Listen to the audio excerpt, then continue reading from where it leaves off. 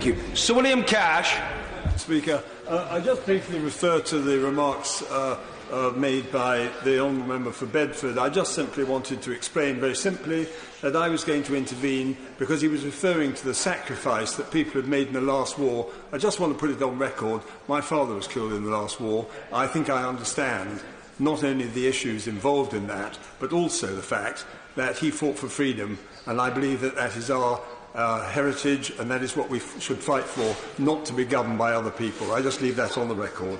I happen to also very much agree with my right honourable friend, the member for Kenilworth, in what is actually an extremely rare occasion when somebody has actually explained, as I have on my own a number of times, that there is nothing in this arrangement that we've been foisted with that would prevent us from leaving without a deal. We can do so if we wish to do so, and there's nothing that was in the Referendum Act or in the question in the Act which constrains us from that course of action. But fundamentally, I just simply want to make this one point, Mr. Speaker, and that is this. I wouldn't call this the European Union Withdrawal Bill. I would call it the European Union Subservience Bill.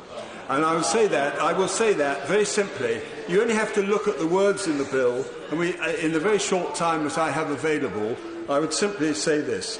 If you look at Section 1, the words, the Prime Minister must seek to obtain from the European Council an extension of the period of time.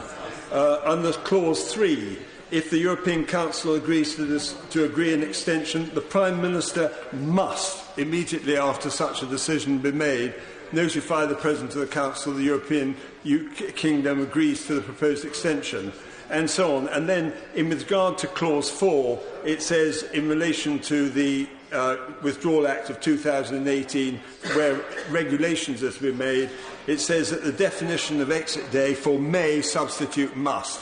This is a disgraceful, in my opinion, a disgraceful reversal of our constitutional arrangements. We operate in a free parliament where we have elections which are taken periodically every 5 years as a normal rule.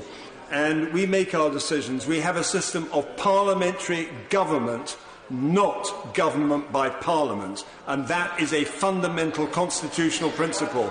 And this bill offends that principle, and that is why I'm deeply opposed to its proposals.